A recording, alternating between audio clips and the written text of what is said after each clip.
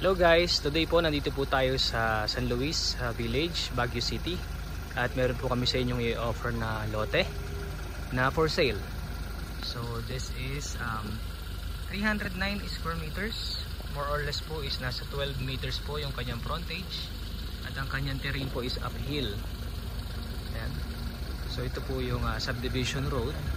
Ayan. Konkreto po siya at maluwag po. Nasa 8 meters to 10 meters wide po ang kanilang subdivision road dito. And ito po may bubong dyan is ang kanilang amenity. Soon po is i-develop po ito. Actually, dinedevelop na po ngayon na basketball court ng subdivision. Ayan. So ang ganda po dito, ang daming pine tree.